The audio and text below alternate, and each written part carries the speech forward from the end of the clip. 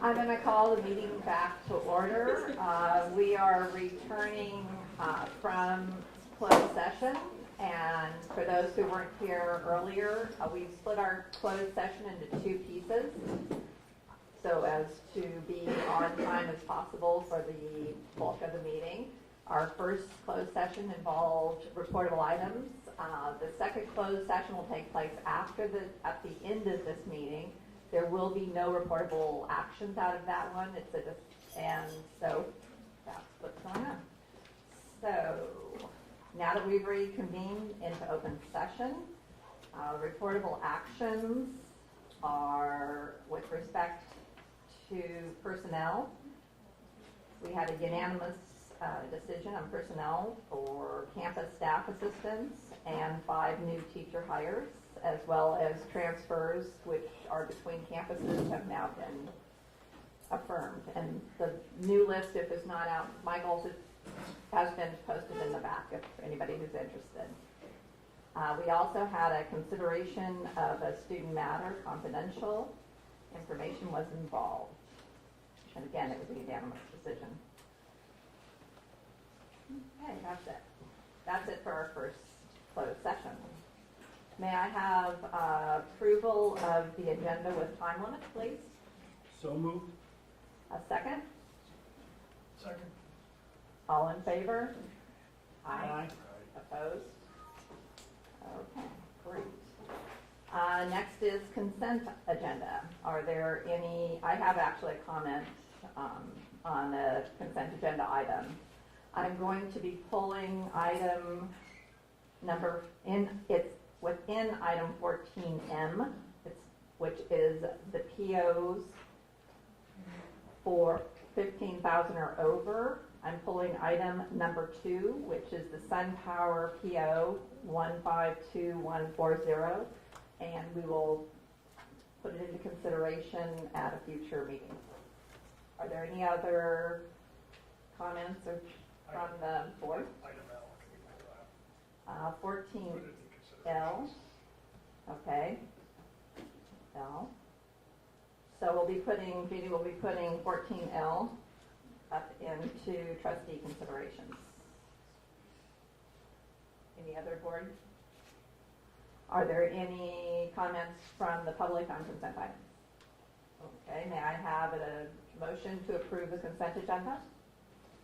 So moved with those 2 items being pulled, 1 for consideration tonight, 1 for a future agenda. May I have a second? Second. All in favor? Aye. Opposed? Okay, consent agenda passes. I'm going to do real quick president's report, then we'll continue with our superintendent search update. Sorry. And there's not a lot going on right now because the applications have been coming in, and the due date is this Friday for all applications. The consulting firm will then take all of the applications and do background checks, and we'll be evaluating them, and then we will have our next superintendent search meeting is a closed session meeting, May 27th, for the board, who will then take a look at the applicants. And I know everybody's anticipation is getting high, including ours. I just want to let everybody know that we have, as a board, have made a commitment between now and May 27th to try to get to as many parent meetings. There's actually 12 of them scheduled, and every board member up here has taken on around 2 events and just going out and updating our parent community about the search and where we are and next steps. And so we're attending site councils, PTAs, foundations, TAM talks, Drake talks, whatever's out there. Wanted people to know that.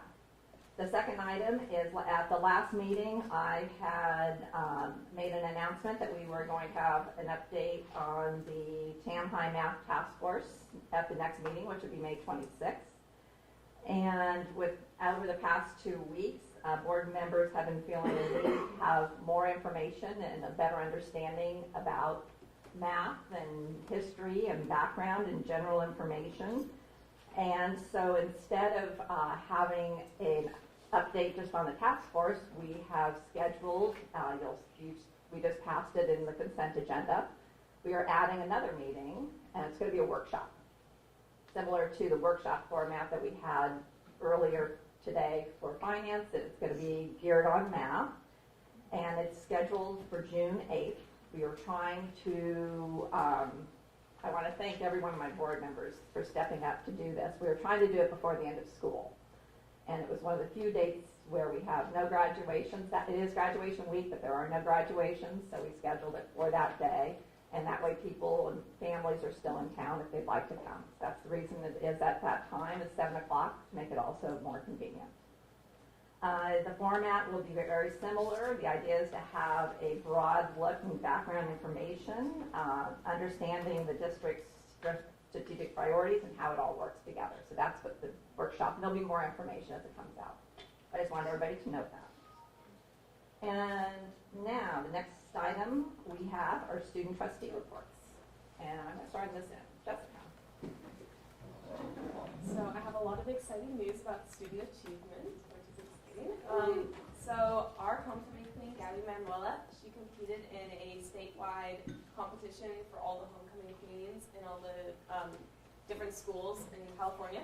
And so she won, so now she's California's homecoming queen. Is she really? Yeah.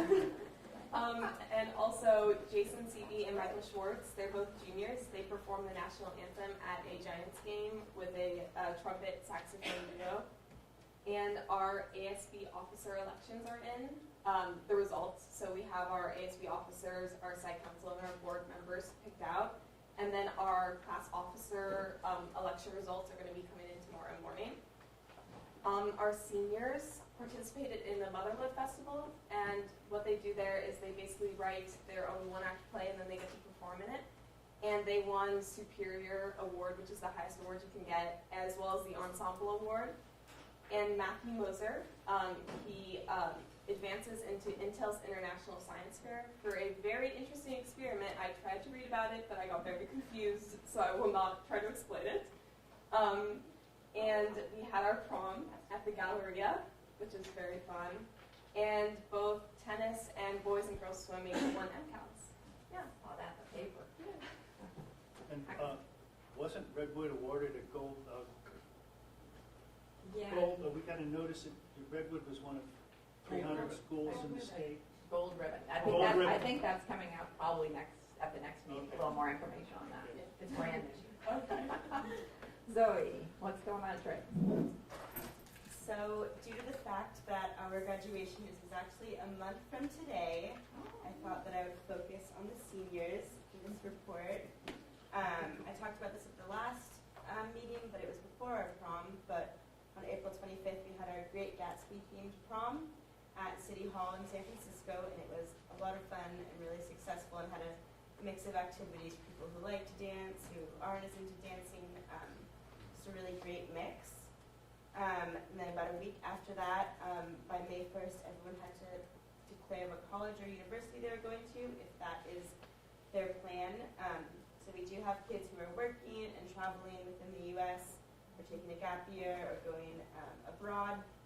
But we also have a huge variety of schools represented. We actually have almost half of the states represented in the colleges that our seniors are going to, which I think is really cool. We have, California, of course, but we have Florida and Missouri and Illinois and New York, and just a really cool mix. So I think that says a lot about our class and our grade, about our willingness to kind of go out into the world within the U.S. and also abroad, and sort of try new things with the next few years. Also on May 28th, we have our Senior Awards Night, which is an annual event that seniors are invited to if they're given an award, and that can really vary. It can be related to scholarships or athletics or academics. Different awards are given from the different departments, and parents that come with their kids if they wish. So that's just a really great way to sort of look back and reflect on all that the seniors have accomplished, and to really appreciate them for that. We also have a time capsule that we are going to be burying in the next couple of weeks. So people can put little items items in. I just wrote a letter to my 48-year-old self. A lot of people are doing that. And I haven't heard of a time capsule being done in recent years, so I think it's really cool, and I'm excited to open that up in 30 years. And then in the last few weeks of school, so a couple weeks from now, we still have 4 weeks, we have our last chapter dinner, which is for senior kids and their parents. We have our senior trip to Water World in the last week of school, and our senior breakfast, and then, like I said, in a month, we have graduation. So a lot going on for the seniors. Going quickly, isn't it? Yes. Thank you very much. Emily with the TAM. Yeah. So at TAM, we've had a lot of testing. Last week and this week, we did AP testing. We also had the SBAC testing, or Smarter Balance testing, for the juniors, and that wasn't last week, but the week before. We also had our CST test for 10th graders life science. Prom is going to be May 30th, so it's coming up. It's at the Bentley Reserve. Super excited. Also, really importantly, Running for Change. It's an organization at TAM run by Mr. Franco. It's organizing a big event this Saturday, and it's for fundraising for a marathon that some kids are running in Seattle. And you're all, of course, welcome to come. We're going to have a speaker from McFarland. And you guys should definitely get out there. It's a really great organization. So we had a really great spring sports season. Let's see, we won MCALs on Friday for, I think, swimming. We beat MC for soccer, I think. We want to wish them best of luck in NCS, golf, tennis, swimming, track. They all did really well, and we all have people going to NCS, which is really exciting. Our 1X they started on yesterday night, and then they're going to be ending on the 28th. So please come out, support our drama kids. They're really great, really talented. Also, we had a WASC visit. That went really well. They said they really loved the kids, so yay. Very good. Also, we just did our ASB and our class elections. They went really well, and we now have new student representatives. Super exciting. Excellent. Thank you for the update on all the campuses. This time of year is so busy. It's really fun to hear what's happening. Okay, number 11 on the agenda, public comment. This is a portion of the meeting where the public comment is on items that are not on the agenda. Items on the agenda will have individual comments. So if anyone has a comment not on the agenda, this is the time to speak. If you'll please move over to the podium. Hi there, Robert Calvin. So, last couple of weeks, I've been talking to a lot of people in the district, and I've been thinking about running for school board in 2015. I've just seen, should I be helpful? And I've talked with a lot of students, and it was very interesting. This afternoon, I was talking with a Redwood student as part of the robotics team, a very intelligent young man, and I was asking him, what are the issues that you see in the district? And what he brought up was that he found some teachers that he just had a problem. And I said, well, that's too bad. Have you filed any sort of complaint or grievance? I don't like to call complaints because then people sound like complaints. I call it grievances. I said, have you filed a grievance? He's like, no, I'm going to wait until I graduate for that because he's just too scared to do it. That's the way I would put it. Because if you file a grievance against a teacher, what happens? You file the grievance, and now you still have a teacher, he or she is still grading your papers. What do you do? And that's really unfortunate because we want to hear what our students are thinking, how they're, what's the relationship between their the teachers, and we're not hearing it through that process. And I just think we should. It's going to take some follow-up. I don't know how many grievances we're getting from students right now. I don't think it's many. But I think if we redesigned it so maybe students felt empowered to bring up the issues that they're not in a way that's antagonizing, just a way we can talk about it. I think so. It's really helpful. So, thank you. Robbie. Are there any other comments? Oh. Hello, Kevin. My name is Kevin Killingsworth. I have a student at Tam High. And one of the things I wanted to bring up is pertinent to the expenditures. And it started when I was looking again at the academic performance. The administration told us things were great. You look at the actual data, both Tam High and Drake have basically tanked over the last 6 years compared to some of the schools. But so what I was thinking is, well, maybe part of the problem is we're not paying administrators, not district administrators.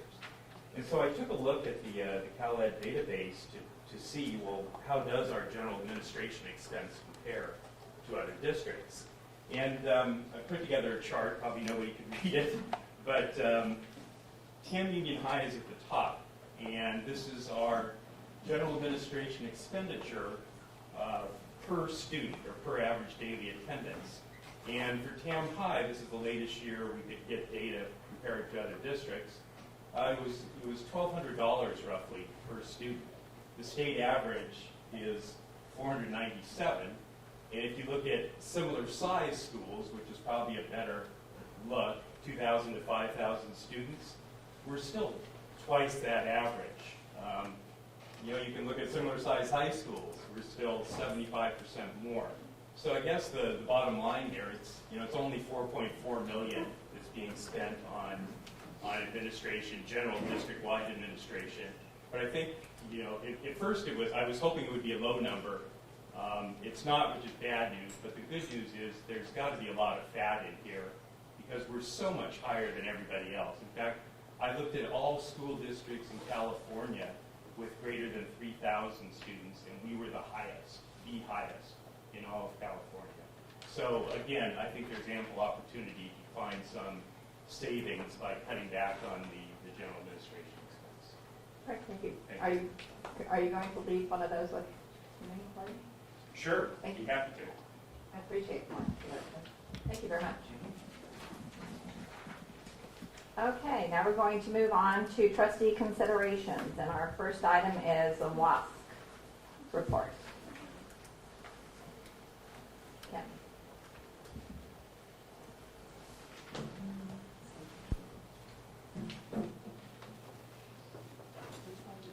Tam first. Thanks.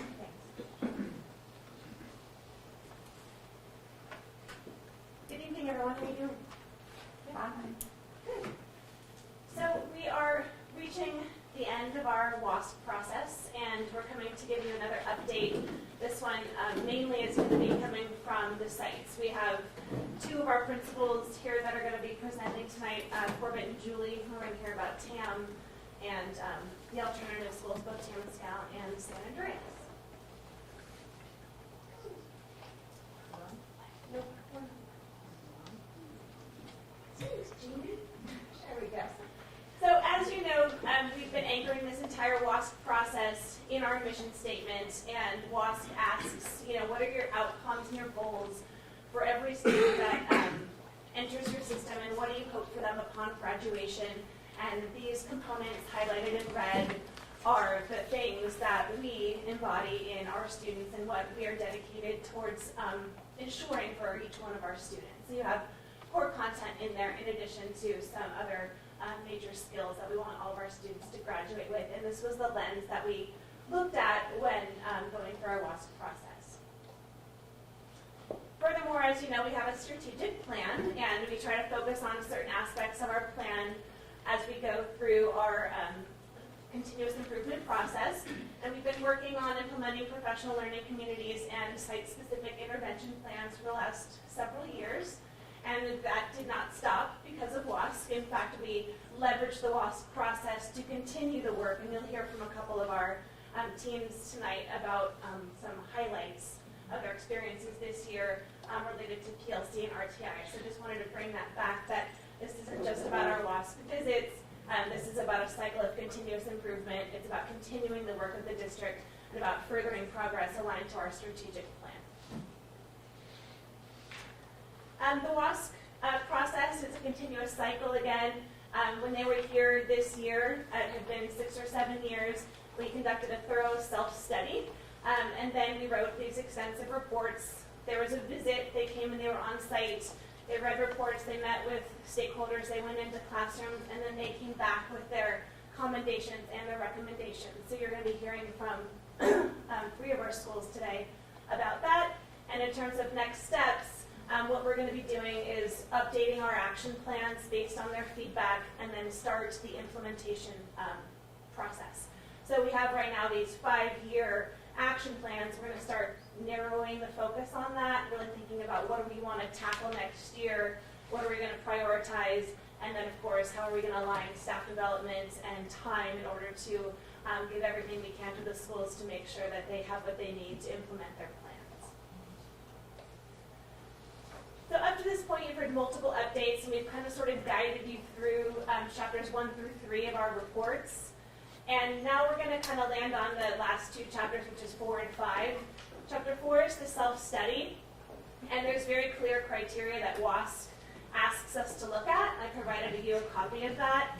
And these are the categories in chapter 4. So you have organization, curriculum, instruction, assessment, and support. And so the schools conducted thorough self-studies, and they came up with their own summaries of areas of strength and growth. And then the visiting committee came in and also looked at it, and then they also came up with their, areas of growth and strength. So you're going to hear both of those things presented to you tonight. And then in addition, what we're doing again is still finalizing our reports based on their feedback. We're still getting a couple of these final drafts of the visiting committee reports back. When everything is finalized, we will have a communication plan out to the broader community when it's all finalized. We're still not quite there. So this is just, again, a reminder. When we looked at the our data system-wide, these trends emerged as sort of growth areas for us as a system, which was providing students opportunity and access to grade-level instruction, higher-level course offerings in college and career options in the 21st century, reducing the gap in performance between students who are academically or economically disadvantaged, students of color in the general population, and then looking at increasing student achievement in mathematics. So across the system, these were focus areas for us, and some of the schools had some nuances to those and added some things, massaged them a little bit. But in general, this is sort of where we landed with our focus for this continuous improvement process. In terms of the presentations today, again, you're going to get an overview on the visits, how did it go, from our perspective, how well are we doing, what are our strengths, areas of growth, from WASC's perspective, what do they think are our areas of strength and growth, and then with these big action plans, where is the site deciding to start on the implementation of these action plans next year, and then what is a specific highlight, a success, or a challenge related to our strategic priorities in either the PLC process or the intervention process that emerged through this self-study. And our principals have brought some of our staff members to come talk to you today and share that. So with that, I will turn it over to Julie.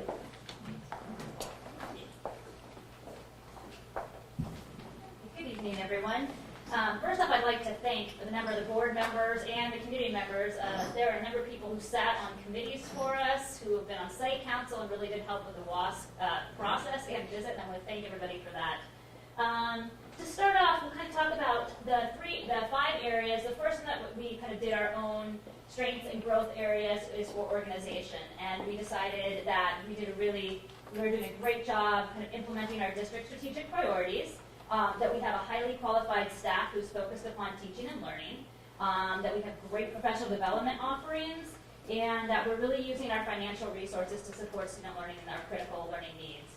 Where we need to continue to grow is to continue to operationalize our district strategic priorities, that we are going to communicate the district's mission and vision to all stakeholders, that we are continuing to review and refine policies to support student learning, that we're able to communicate and disseminate information to stakeholders, and that we need to continue to address internal conflict and mediate concerns. The next area is our curriculum. Again, our strengths, our teachers, admin, and counselors are really trying to collaborate to support students academically. We're reviewing student progress and trying to make curricular and programmatic changes. We are inviting parents and students to partner with us to ensure success. Teachers are reviewing curriculum through the PLC process to determine impact and make next steps and adjustments. Teachers are developing and have developed a GVC, our Guaranteed and Viable Curriculum, to ensure equitable learning experiences. Where we continue need to grow is developing teacher capacity to differentiate curriculum to meet student needs. That we did continue to create opportunities for stakeholders to provide input regarding our curriculum, our course offerings, and revisions to those course offerings. That we are trying to, again, strengthen the PLC process to address curriculum, instruction, and student progress. That we are continuing to implement our Guaranteed and Viable Curriculum with fidelity. That we are systematically integrating 21st century skills into the curriculum. And that we need to develop stronger relationships with our feeder schools and community organizations to support transition and student success. In the instruction realm, some of our strengths. Teachers are designing instruction aligned with program goals. Teachers are providing students with clear learning targets. Teachers are using assessment data to adjust instruction throughout the learning process. PLC teams are aligning instruction and assessment with program goals and again discussing their instructional impact. Teachers new to our district attend a 2-year induction program. And teachers are using technology to support learning and provide timely feedback.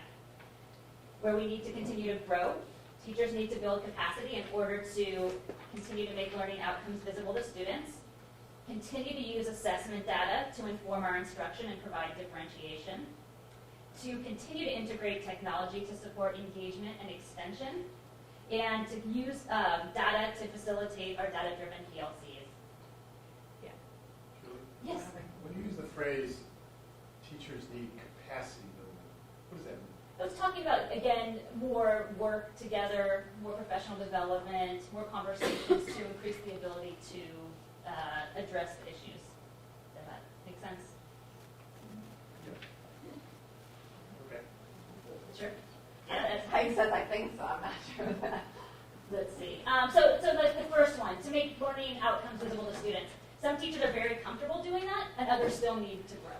So that's, I guess, what that means. So as principal, or what do you do to help build that capacity? We sit down, we need to have more conversations. We talk to our newer teachers or our veteran teachers and just say, okay, let's explain what that means. Okay, and how does this relate back to the program goal that we're talking about? Or do we align this instructional strategy to the proficiency scale to make sure that we are addressing the student need? Just kind of getting more conversations surrounding the actual instruction in the classroom. Along the lines of assessment and accountability, some of our growth areas and strengths, are the occurrence of targeted conversations regarding learning goals with students. Are we making clear, again, so students know what they need to understand? Helping students to take more ownership of the learning process, and creating a shared language around learning and assessment. Where we continue to grow is embed formative assessment in daily lessons and continue to share best practices. That we can systematically use assessment data to reflect on and adjust instruction, and that we use our assessment data to provide differentiated support for our students. In school culture and student support, strengths are a high focus on personal relationships between students and staff. I think this was the biggest strength that the WASC committee had pointed out, that the students are incredible and that the staff, the relationships between students and staff is very strong. And again, the availability of academic, social, and emotional supports for students. Where we need to continue to grow is develop and foster trusting and positive relationships across campus, and build rapport among the administrative team and the staff, as well amongst the teachers themselves. And how was the overall visit for TAM High School? I was very nervous when they came. I will not lie, WASC just made it a nervous process, but it really actually was a great visit. We had a really great opportunity to highlight the amazing things that were happening at TAM and get to have a time for us to shine. Teachers were able to tell the folks what the great things were happening. There were some really positive conversations. We had, again, I thanked everybody for coming. A lot of stakeholders were able to have conversations with our folks. And the folks gave us really positive feedback. They asked us a lot of thought-provoking questions, and if you do this, what will happen? And some great ideas, great suggestions. Again, reiterate that they were so impressed by our students. They said any student that you walked up to was friendly, polite, and couldn't say enough. Again, it's been reflective, and we're really trying to hone on these areas of growth. And we have clear expectations for the work ahead. So Now, so those are our strengths and areas. Now here's kind of what they said. Kind of big questions that they asked for us is, how do you know that all students are achieving based on your goals and academic standards, and are we doing everything possible to support the kids? For them, I'm sorry, I guess it does get a little bit repetitive here too, what areas that they thought were just fabulous. The mission of Tamalpais High School is clearly stated and supported, that the governing board policies and bylaws are defined and accessible, and board activities are becoming more transparent. They really appreciated the letters to the communication with the board president reporting after board meetings. They highlighted that quite a bit. The THS students consistently achieve high scores on state tests and above average graduation and college going rates, and that our staff is 100% highly qualified and 5% are nationally board certified. Where we need to grow, develop measurable student outcomes derived from the mission statement. So they wanted us to really take our policies and kind of drill down and make our outcomes measurable. That was a big feedback for us. Continue to develop common criteria and the collective analysis of assessment results to help us reflect on our student growth. And that the site and district administration need to develop effective communication methods to ensure the sharing of ideas and feedback with all the teaching staff. In the area of curriculum, areas to celebrate, all stakeholders support students with their academic pursuits and vocational career plan. There's a great deal of pride at TAM in student success and the graduation rate. The personalized learning needs of students are met in multiple ways, and the district's guaranteed and viable curriculum focus on the learning needs of all students. Where we need to continue to grow, site admin needs to develop effective communication methods to ensure sharing of ideas and feedback with the teaching staff. Again, you're hearing a lot of repetitive areas. Site leadership needs to collaborate with all stakeholders to build measurable school-wide learning outcomes and ensure analysis, related back to the mission statement. Site admin and teachers should continue to develop career readiness courses. Staff needs to recruit and support demographically diverse students in AP and honors classes. And again, we need to work with our feeder schools to support transition. Here we go. Instruction, areas to celebrate. Many teachers are using program goals and associated proficiency scales. Staff recognizes the need to implement different instructional methods for students to demonstrate mastery. And students expressed appreciation of the teaching staff for their accessibility. Where we need to grow, teachers are incorporating project-based learning in various curricular areas. However, systematic adaptation of hands-on learning through core programs needs to be further developed. Site admin and teachers need to design lessons that address common core standards. District and site admin need to address site technology issues and more frequent classroom visitations by administrative team and teaching colleagues to enhance learning. For assessment and accountability, areas to celebrate, the use of formative and summative assessments with an emphasis on group projects that emphasize collaboration and innovation. The general population of TAM scores are above county and state averages on standardized tests, and TAM has high graduation rates. The staff is working to create a shared language around assessment.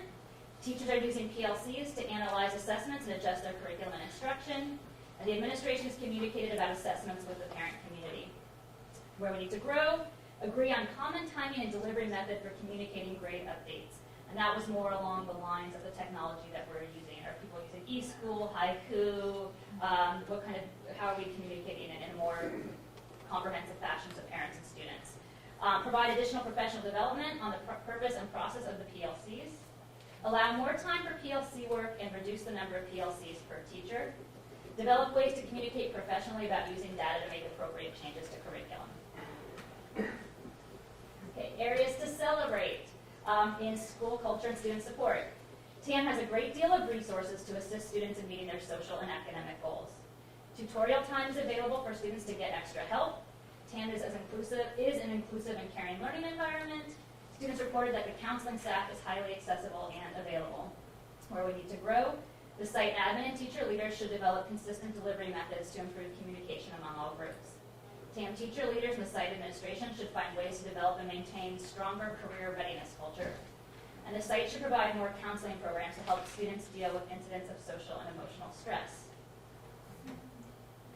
So they give you a final kind of school-wide strength, and again, it's very similar. I'm so sorry, you guys. There's a lot of writing on this. Break it down, high scores on state tests and above average graduation rates. The fact that we support the whole child, that student learning needs are personalized, that staff is accessible to all students, that improved communication with the parent community, that we have an incredibly supportive parent community, and that we provide an inclusive and caring learning environment. And I think this is the quote that they love, and they said 27 times. Students, teachers, and staff report TAM to be a school where there is no judgment, and where as a student it is not difficult to find your group. It is believed that TAM is like a family, and not like those high schools you see in the movies. And that was from one of the student survey groups, and they love that. And where we need to improve to continue to differentiate our curriculum to support diverse learners, the use of assessment data, communicate constructively around data, curriculum, and instruction, improve our site technology, continue to develop effective communication strategies to ensure feedback, and that we should develop a team to implement all of their recommendations. Okay. All right, chapter 5. What's going on next? So, this one's really short. I'm not going to read all these either. So, we have a chapter 5 with our action plan. We've picked 3 areas to truly focus upon for the 2015-2016 school year. One is focusing on how we differentiate our curriculum. One is continuing to focus on how we have positive classroom cultures and environments. And how are we going to continue to provide supplemental core instruction and intensive support for our students in difficulty. Okay. The action steps to do this, things that we're going to try and do next year. We want to research and visit some schools who have really successfully reduced the achievement gap. We want to gather student feedback, hear more from our students to demonstrate what's worked and what's not working so well for them in regards to tutorial and some of our academic supports that we do offer. That we will gather both qualitative and quantitative data to measure program success. What's working, for example, in the core program, how do we measure that? We really would like to adopt and modify Drake's tutorial plan to fit our needs, and I know Liz will explain that to you, but they have done some incredible things over at Drake, and we're really excited to steal their ideas. Create and adopt a set of norms and school values, and to develop a comprehensive program to address cultural awareness, review and transform curriculum to support all students. Okay, so how did the WASP process inform or reflect our use of collaboration and intervention practices, and what is a highlight? And one of the things that I would really like to highlight, tonight I have 3 incredible teachers, Abby Levine, Jessica Bariz, and Tim Morgan, who are our leadership team, who is basically going to come and talk to us a lot about how we're supporting all children and all students to make sure we have a comfortable culture, an inviting curriculum, and having students really feel excited about coming to TAM. So without further ado, I will turn it over to the 3 of them.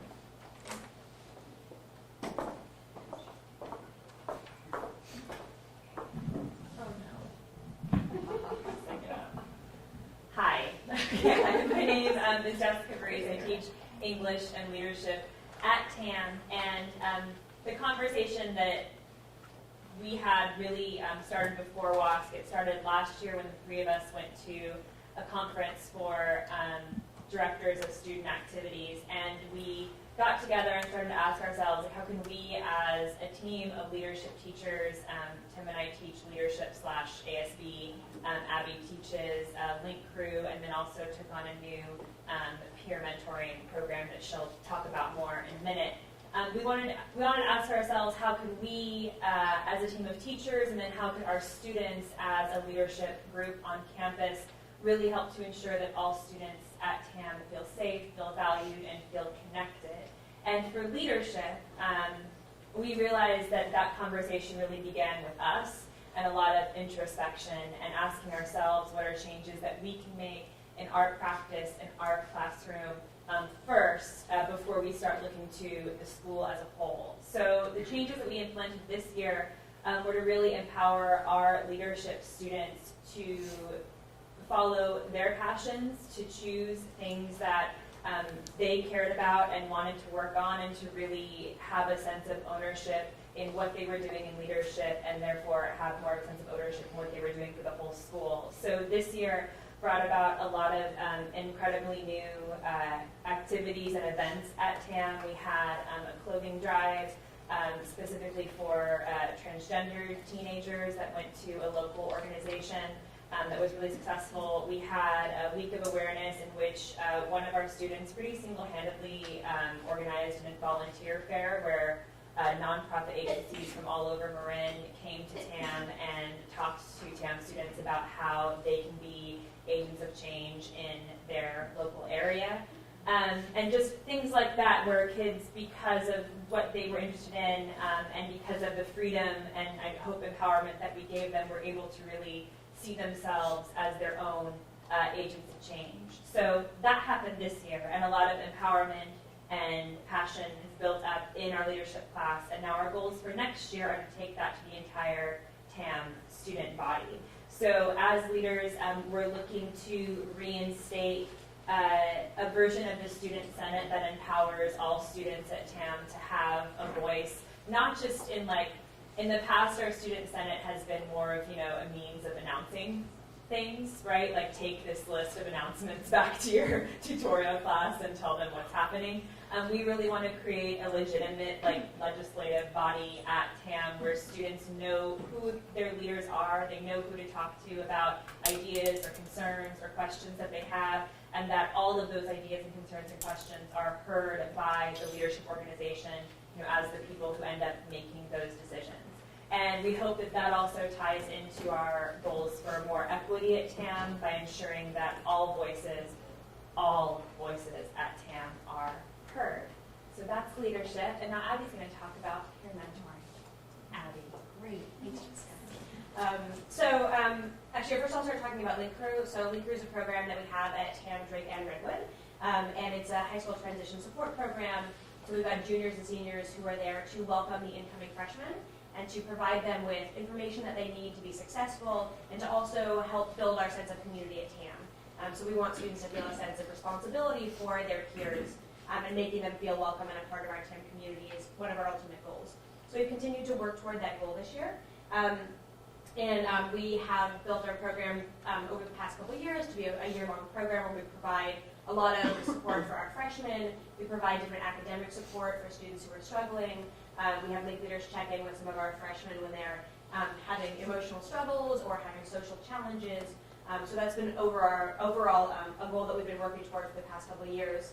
And then recently, unintentionally aligned with the outcomes from our WASP program, we've had some students come forward who have noticed themselves that there are students who are not being served in our community, and they have said, what can we do as a program? And so we have one student who's sort of spearheading creating a group of our Link leaders, our upperclassmen in the Link Group program, who are creating targeting at-risk group. We have to come up with a better name for that. Their goal is to as a staff for us to pre-identify students who we already know will have some trouble with their transition coming in, and to provide extra support, especially at the start, in the form of positive encouragement and positive reinforcement for good behaviors that we typically see at the start of the school year, and to have an extra pair of student eyes to have students holding other students accountable and provide extra encouragement to make sure that those students who we may anticipate will not have success or will struggle more,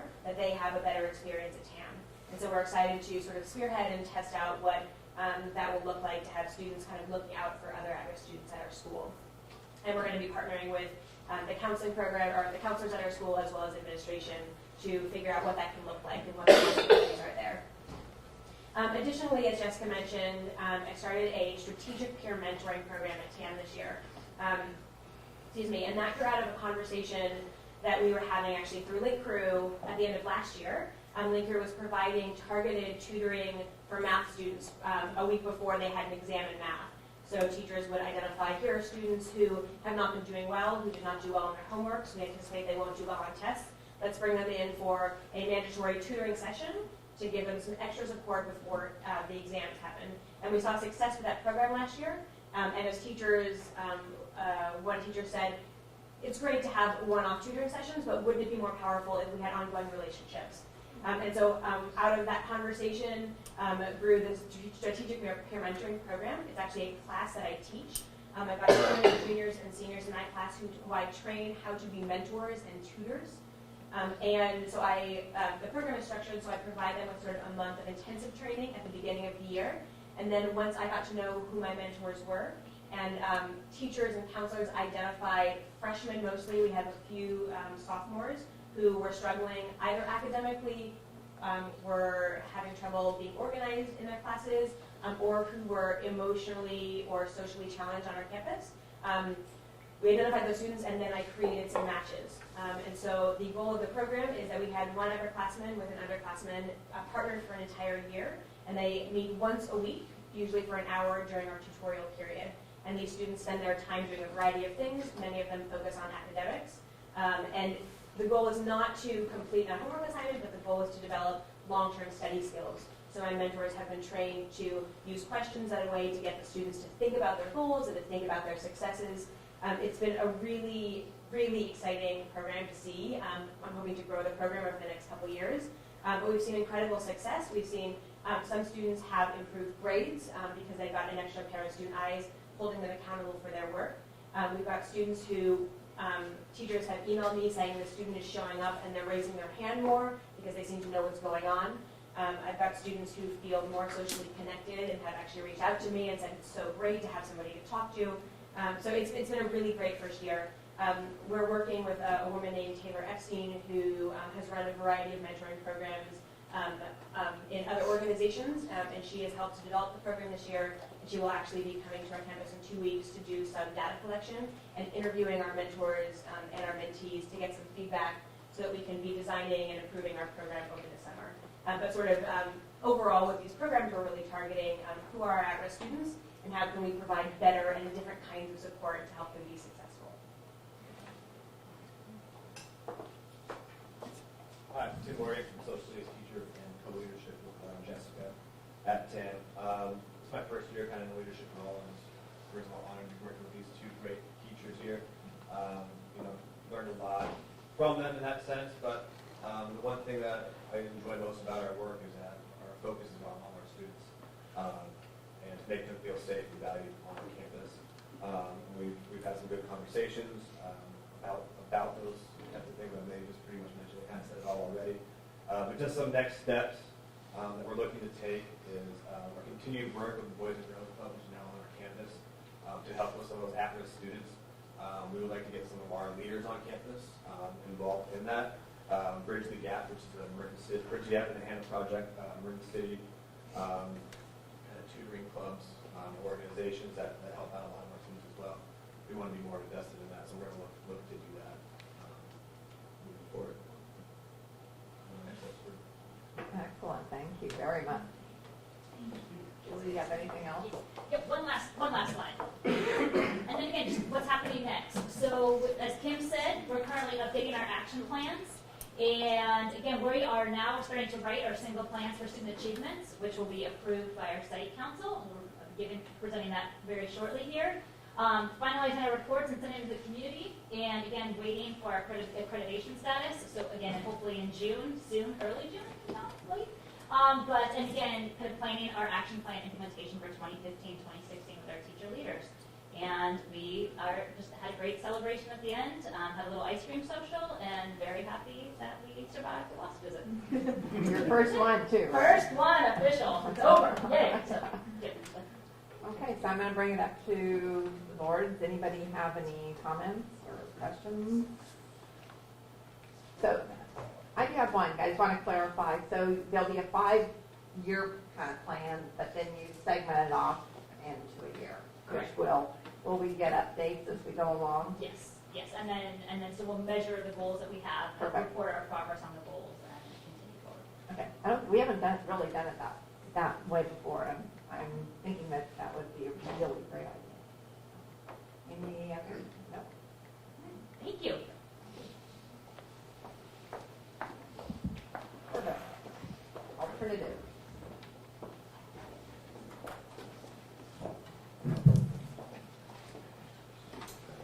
All right, so good evening, everyone.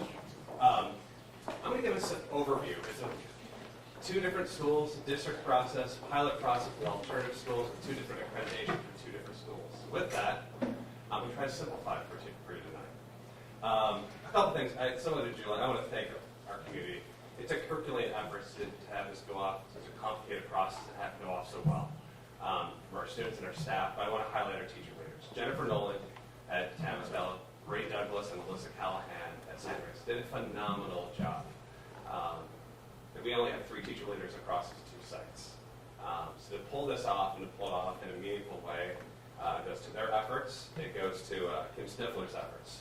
We coordinate at the district level in a streamlined timeline with the district pilot. She did an outstanding job. So I want to thank her. I want to thank our assistant principal, Lisa Jimenez, for keeping me sane during a crazy year. And here we have the results is a plan that our staff has agreed upon and how we're going to support kids moving forward. So with that, it's my pleasure to present our findings. I'm going to skip over some things that we've already talked about. I'm not going to go over all the site components for our action plan. It's in here for you to read, but if you have questions at the end, let me know.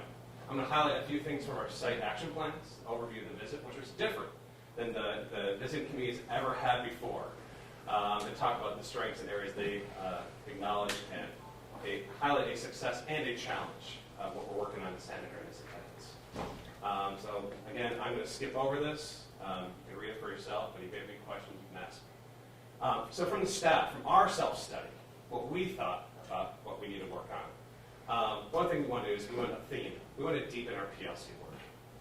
What does that mean? We've been working on that for a couple of years, having clear outcomes, clear criteria, so we can have conversations grounded in data about how to improve instruction and inform interventions. And we're learning how to do this. I'm a math teacher. I love technical steps. But what I've learned is the role of culture. How we need to be in relationship with one another to have meaningful conversations.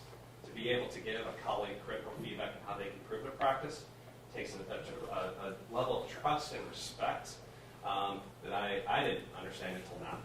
And we're continuing to work on that. We need to find a protocol that works in our site. We only have one math teacher, one science teacher, one English teacher. So it's difficult to give a lot of curricular feedback to one another. But what we do have in common are students that we know extremely well with unique challenges. So how do we put the student in the center of the conversation? Think about what are the instructional strategies that may cross over curriculum. So that's the exciting part for us as we move forward. How do we deepen that? How do we make it meaningful for staff and most importantly for the students? Another piece I'm going to highlight are the common core mathematical practices in math. That's a little bit redundant. We have limited instructional time at Tamalpais. We have 2 hours per week in math comparison to 4. But Jennifer Nolan and John did a phenomenal job and still get as good, if not better, outcomes. So how? Why? Well, they want to get better and better and better. John and Jen have been doing this forever. And they're the ones saying, you know what, let's look at these math practices and think about how I can incorporate that. Not using the limited instructional time as an excuse, but how do I bring that in? How do I change what the classroom looks like? We're just barely tapping on that. But that's something we'll be looking at closely, and that's going to be one of my goals as I work with the district math department moving forward. Another theme, expand college and career readiness. That has always been a major tenet at the alternative schools, whether it's been the team program, whether it's been the Pathways program at San Andreas, whether it's been the role of community at San Andreas. A lot of students come to town, so independent studies, so they have a lot more time to do other things they're passionate about, and that might be a job or an internship or college classes. We want to provide that and provide that flexibility for them to pursue that. How do we build that into our school, not just for team and pathways, so that every student has a taste of that, from whether it's pageants, freshman presentations, to his seniors going through a harsh reality presentation. How do we embed that structurally, so that every kid walks out there with a diploma and having a taste of, this is the direction I want to go. Or even better, maybe they roll off a couple things that they don't want to do, and they save themselves 2 years of college and 20 grand worth of debt. San Andreas, similar. We need to continue to develop our PLC work. This is newer for me this year, working with the San Andreas staff. I'm getting to know each other. When we're talking about culture, I'm new. I'm trying to engage and get in a relationship with them, with a new teacher leadership structure. So how do we bring that into play? How do we have those conversations? How do we have conversations about expectations? That if you have a San Andreas diploma, you're prepared to go to college. Period. That's a difficult one at times. How do we have that in a way to build trust and surface that so we can talk about and maybe come up with an action plan to work together for the next 5 years to achieve that? One thing I want to highlight is the last one, closing the digital divide. Information is power.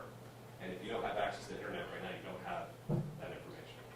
And unfortunately, it's a generalization. Many of our San Andreas kids don't have that access at home, whether it's the Wi-Fi or whether that's the device.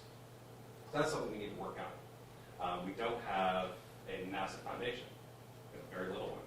So we don't have that supplemental, as Bob, as you mentioned in the finance workshop, the supplemental piece to bring that in. So we need to work on that and close that divide and bring that into our school.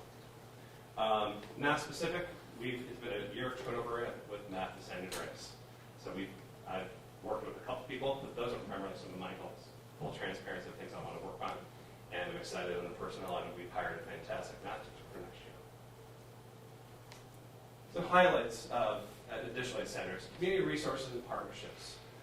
We need to tap into what is in South Marin.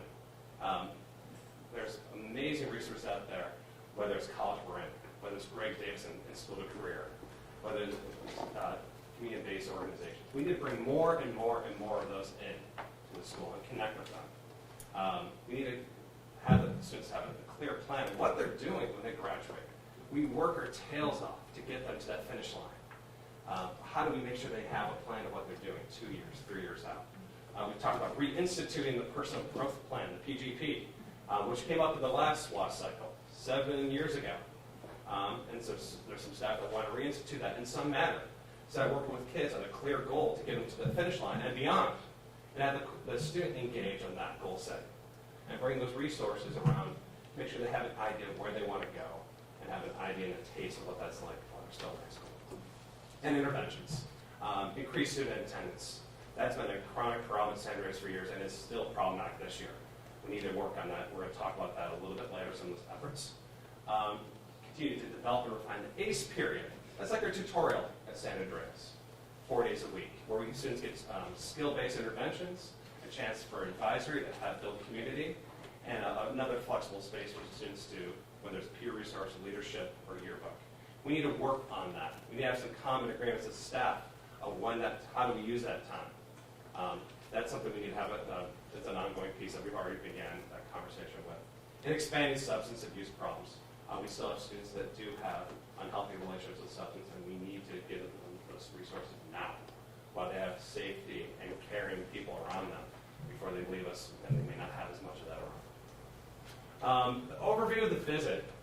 Our 4 visiting committee chair people worked their tails off. Dr. Odie Douglas was our visiting chair. I really respect this man. He's assistant soup of Ed Services for the Pleasant School District. I think he's done something over 15 WAS visits, and he said this is the hardest he's ever worked. But he also shared it was very rewarding. The 4 visiting committee chair people did the math, over 135 years of experience, whether it's been in comprehensive school, alternative schools, social work, charter schools. So they brought a variety of alternative opinions. It was very interesting. They met with every focus group and every certificate member at 2 campuses in 2 days. They slept well at night. The visit started Sunday, April 19th, for 3 days. For Wednesday, we did the typical orientation on Sunday. Monday was the Tamalpais specific day. Tuesday was the San Andreas intensive day. And Wednesday was the follow-up with the WAS report. So that is very condensed for those who are familiar with that process. They worked hard during that time. So here are their recommendations for the schools. This is literally copy and pasted from the report they gave us. And the first one, I'm really glad they led with this. We have an extremely caring staff who want to work with students with unique challenges, unique opportunities. That's why these teachers come to our schools, have that opportunity to make a difference. And they saw that right away. The parent committee showed gratitude. You'll hear the quote repeatedly. This staff member saved my son's life. And that's not just something you hear one time. And staff works collaborate to provide a positive school culture to talk about the emerging academic rigorous learning environment. Meaning, how do we get on the same page of what we mean by high expectations? That's my translation. We're dedicated to real world experiences, the experiential piece that I talked about. We want to provide more. We have outstanding college and career readiness opportunities, college and career resources, counseling services, and the Team of Pathways programs have been long established for being extraordinary. And we're structured to be small. Kids get a lot of one-on-one attention, as we should. That's what we're built for, and they acknowledge that we deliver on that. What do we need to work on? We need to reach out to our community more. We serve students from the Golden Gate Bridge all the way up to Point Reyes, geographically. How do we bring those parents more in to engage with conversation? I had difficulty engaging with certain population groups. That's for me to work on. That was one of my learning curves this first year. more student socialization. So many kids have an opportunity to take advantage of the extracurriculars at the big schools, which is fantastic. But not all of them do. And not all the kids at San Andreas can because of EdCo. So how do we create that culture on campus for them to engage, I think, with one another, with clubs or other variety of options? And we need to use data. We need to use assessment data formatively to talk about where kids are at and what's our impact to them with their instruction and how can we support them better. And lastly, we need to develop systematic PD in the following areas. Common Core state standards you've heard much about. SBAC testing is going on at San Andreas this week. We need to continue our work with PLCs. We need to look at culturally relevant instructional strategies, which I find interesting. As something for us to think about, we do serve a diverse group. So what are those culturally relevant instructional strategies? And then lastly, research, evidence, academic interventions. Everyone works extremely hard on our sites. How we work smarter together, systematically, and using research as our best friend to save us time to do what works best. So, with that, I want to highlight one of our challenges we're working on at San Andreas, and that's student attendance. That was the comprehensive goal and challenge that we're working on. So, Lisa Jimenez, our assistant principal, is going to speak to that, the work that she, campus supervisor Greg Lockenauer, counselor Corey Demers have been working on some things that we've made some progress on, and the work yet to be had. So with that, what can I say? Thank you, Corbett, and thank you, members of the board, for having me here before you tonight. You could fast forward there to the next slide. Want me to? Oh, I could just look for myself. All right. Okay, wonderful. Which one? All right. This slide represents our attendance growth in students attending for a full day at San Andreas. So starting in September, we had 31% of our students were attending for a full day of school. And ending in April, we had 57% of our students attending for a full day of school at San Andreas. We're definitely not finished with our work, but this indicates that we're moving in a positive direction around attendance. One of the things that we looked at is how can we use research to inform our practice, and this is just a sample of some of the key areas that we've been working in. One thing that you won't see on this example is the importance of team to this work. Corbett mentioned Greg and Corey. They've been instrumental in working with me as an assistant principal to develop a team approach to enhancing and growing our attendance at San Andreas. I could not have done my work without them. They know that. I've thanked them profusely, but they've been instrumental in looking at these different areas. So one of the things that we've done, I'll just give you a sample of the work that we've done in each area. Corey and Greg had an excellent idea about offering a breakfast for students who have increased their attendance or have had a reduction in absences. So we had an attendance breakfast for students. We also give positive phone calls home. So for those students who have increased their attendance, for some students, honestly, that might be 1 or 2 days a week. For other students, they've increased their attendance a long time, over several weeks. We always call and try to recognize the positive and acknowledge also that for some students, it's not immediate growth, it takes time. Engaging students and parents, we do a lot of phone calls home. We have a lot of conversations one-on-one with students. Corey and Greg, again, have been instrumental working to build relationships with students and families in regards to their attendance. We engage students in developing their own plan for increasing attendance so they have ownership over the strategies that we're implementing at the school. Moving on to monitoring attendance data and practice, we have weekly meetings, sometimes bi-weekly, depending on lost visit, to look at our data and where do we need to improve. The data that you saw before you is the state report on our average daily attendance increase, but as a team, we meet, as I said, weekly or bi-weekly, and we look at the attendance per period, we look at tardies, we look at periods of time, week, 2, 3 weeks, depending on the student. We're also monitoring anecdotally students with chronic absence, so those students who are absent. The state defines it as 10%, but that would be the majority of our San Andreas population. So we define it as severe attendance challenges. We also look to provide personal early outreach. So we meet with students right away. As we monitor, we're pulling students in to work with us to discuss the attendance challenges and how we can support and help them. And lastly, we also look at programmatic barriers. So you have an example of a student who works very late at night and has a difficult time arriving to school on time. We've partnered as a team so we can adjust their schedule and work with them to accommodate some of their social, emotional, and personal needs. We also bring in partners. Corbett mentioned in his presentation about using our community partners. We work with Dynamic Solutions for Youth as one of our community partners. We've also had Huckleberry Youth programs come onto our site.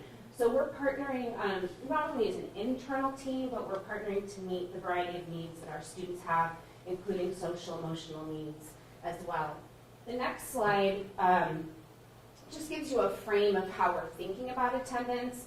And again, due to time, I won't go over each area, but these represent the 5 areas that I previously discussed. And this is just a sample of the activities that we engage in. RTI was mentioned earlier. We do an RTI approach for attendance as well. So for a student who's missing a few days, we notice they're slipping, we might recognize their positive attendance. We might have a phone call home. I talk to mom, talk to dad, talk to the guardian. Greg is instrumental in talking to students as they come into school. Hey, what's going on? How can we help you? It's kind of an example of a tier 1. Not a major issue. Want to catch them before it gets to be a larger issue.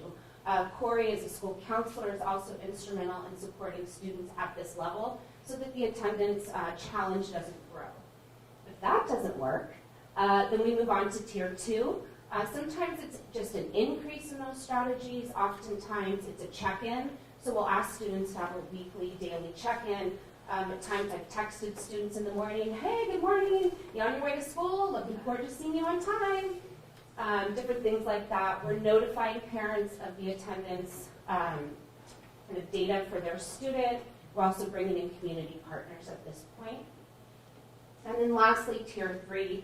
These are for our students who are really not attending school very often. We've employed all of the tier 1, tier 2 strategies. We're increasing the frequency at this point, and usually by tier 3, these are pretty severe social, emotional, and academic issues that we're looking at.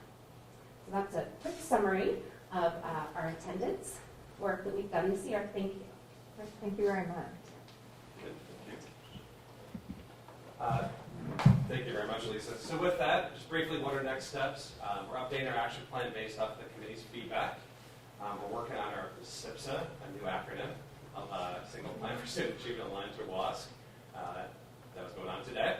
And we've already begun our implementation. We've started this even before we were done. This work doesn't wait till next year. And we're excited to plan for next year and have these and make it work like you've seen already. Accreditation, fingers crossed, we're looking good, but we'll find out sometime in June. We're going to find those reports and let our community know where we're at, what we're working on, and what we intend to do to support the children. And we need to celebrate. It's been a crazy year in many ways, with a lot of changes, but we need to take the time, take a deep breath, and we got a plan to know what we're going to do the next year, and the year after that, and the year after that. It's an ambitious action plan. Makes me gulp when I look at it. But that being said, it's a plan, and we're going to work together. So with that, I'd love to field any questions. Great, thanks very much. Any questions or comments from the board? I do. Corbin, how many students are you graduating in June, or losing before next fall, and how many are you expecting to grade out? To San Andreas. At San Andreas? Yeah.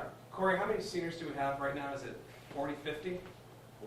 40 right now. We have 21 already graduating. We'll be graduating about 60 students or so on stage in June. Okay, so the next question is, looking at that graph from September to April, where the attendance starts low and moves up, do you expect that to be a repeating pattern? You've got the new kids coming in, not very good habits. Are we going to just be starting low and moving up? I don't know. My prediction would be that we have students who come to San Andreas, not always, but sometimes because of attendance issues. So that might be a place where they start. But the idea is with a proactive plan, a thoughtful plan, a systematic plan, that you'll see improvement day after day after day after day. So I predict, based on the results we've seen so far. It's a small sample size, but those things work. Nothing on there you would see is actually rocket science or extraordinary in and of itself. But the part that is thoughtful and systematic, it's all that done day in, day out. Greg being out there every single morning by the flagpoles, checking in with kids. It's the phone calls day in, day out. It's those conversations. So it's not, you can't come on campus one time and say, oh, where does this happen? It's happening every day throughout, thoughtfully, systematically. So with that, if we continue that, my prediction is we'll always start lower and point towards better. That's my prediction. Okay, with the, anywhere from, 68%, 49% or whatever it is, who aren't showing up, who aren't there all day, every day. Mm-hmm. What percentage of those are students who roll in a little late or very late, and those who don't show up at all? It's a broad variety. Okay. So we have students that are chronically coming in late. Mm-hmm. So how do we have those conversations about getting here on time, getting the right ride? What can we do to help us out? How can you get on the bus pass? And the flip side, we want to make sure we're supporting them too, because the alternatives, we think sometimes what those kids found in the night before, they have a really rough night, or just getting to school that day was so much of a challenge. We don't want to be the first face to say, hey, hammering on them why they didn't get there in time. Sometimes knowing that right moment, say, hey, thank you for coming. Let's get here. By the way, here's a nice raffle ticket for getting here on time the next day. Let's go for that 2 days in a row. And let's aim for the rest of the week. It's an art to it, and I give Greg a lot of credit. He is very emotionally intelligent to find the right way to motivate a kid sometimes. But it's not 100%. And then I think we have multiple people working collaboratively on that. I think we get more and more going in the right direction. So I can't give you a numeric answer to answer your question. Okay, but that sort of old continuation school pattern of kids rolling in halfway through a second period holds for a lot of kids. There's certainly kids that come in late, no doubt about it. But the reason is, I can't tell you always the reason. It's different for every single kid. Oh, yeah. Can I add to that? Sure, Art. Yeah. With our kids, often their life situations, the issues they're dealing with in their life will always, or perhaps throughout their entire high school career, will have an impact on their ability to attend on a regular basis. We have kids who are the primary caretakers of younger siblings at home. We have kids who have to work because their family relies on their income. We have a number of issues that our kids are dealing with that impact attendance in a negative way. But another way to look at it is the increased engagement when the kids are indeed at school and are much more engaged in their academic program, are much more in touch with who they are as a student, are much more in touch with seeing high school as a pathway, a stepping stone to what's next. And that's a huge change from what they were thinking about themselves as students prior to coming to San Andreas.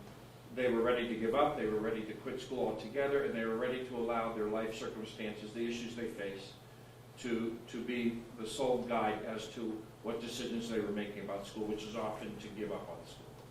So attendance is not the only gauge in terms of are they indeed being re-engaged in school. It's also how they perform while they're at school. And that's a huge, significant, easily measurable, and substantial way to measure how successful our kids are being when transferring to San Andreas. Right. Thank you, Art. This is that's the reason it's a WASC goals. Okay. So Well, I think it's a great goal. I think it looks like you guys are making some. To Corey's point, kids come in at all sorts of different levels of attendance, but I guess what we can measure in impact is the growth. Right. Where they're at. Do they feel engaged? Do they feel safe? Are they liking the groups? Right. That's what we're working on. Any other comments? Yeah.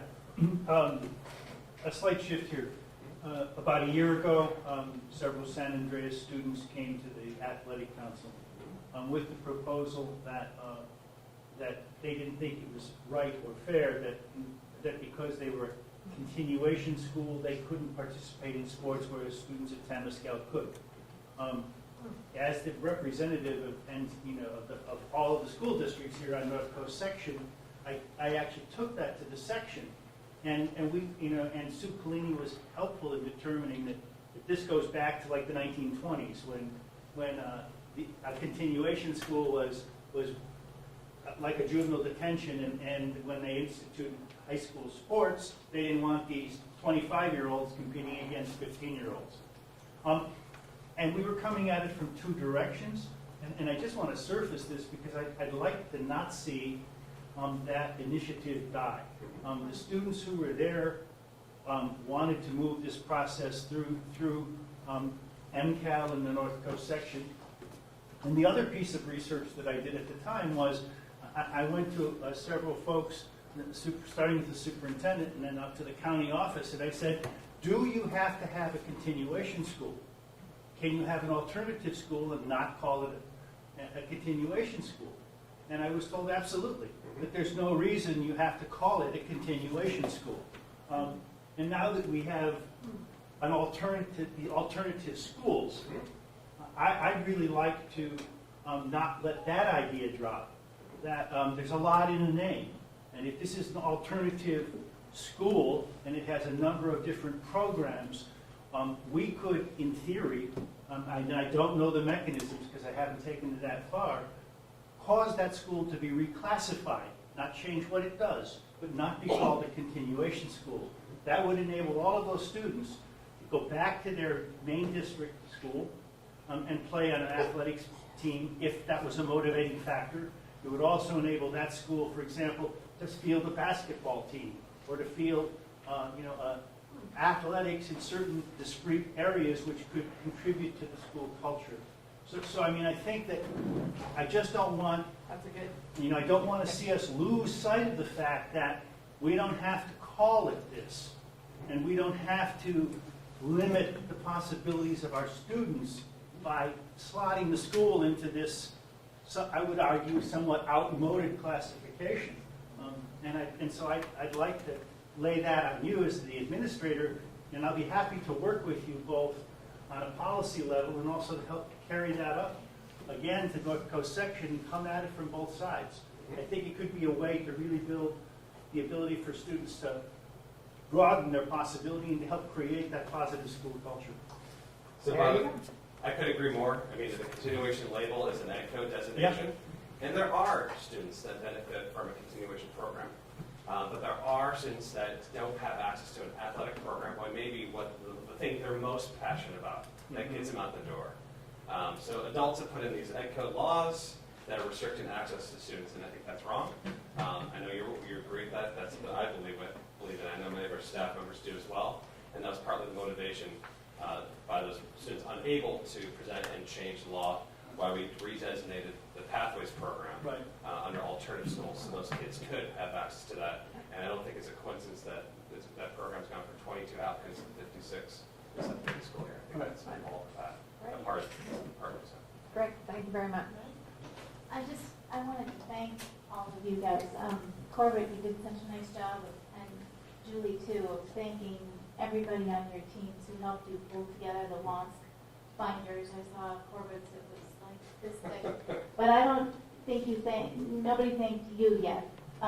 So thank you, and Julie, thank you. And Kim, I know one of the groups I was sitting in, Sam, who was in charge of the Redwood Committee, he highlighted Kim's efforts, thought that the district part of this WASC analysis was especially terrific. So just want to make sure we thank all of our leaders. You are leading by example. Your teams came together. I know this was a lot of hard work, but I didn't want you to go without feeling like you've been acknowledged too. So thank you. Appreciate that. Thank you. Good job, Laura. Thank you. Any other comments from the public on the WASC? Okay, well, thank you very much. I know that, they took some time, but these are really important. This will be driving the work for the next 5 years, and I think, I know why we were digging into it at home deeply, so thank you for the presentation. Next item is suspension report.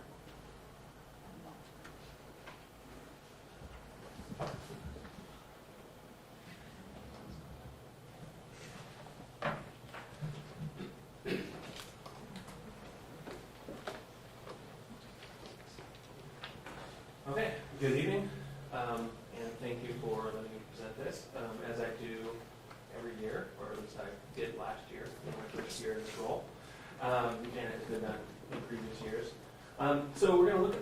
suspension report, and I've themed it as I did last year of what we believe, and I'll go over that very briefly. Where we are, and that's the heart of the presentation with the numbers of suspensions and different metrics that we're using, and then where we're going. So lay a bit of a plan for future initiatives. So when I talk about what we believe, I'd like to point us toward the work that we did last year that serves as the foundation for our approach this year, and that we will be refining going forward. So when we came together as an admin group, we looked at a couple of key questions. What are our core beliefs that guide how we address student behavior issues? And then align them to practice. So in the short term, how can we align our practices related to suspension and expulsion with that belief system? And how can we do so in the long term as well?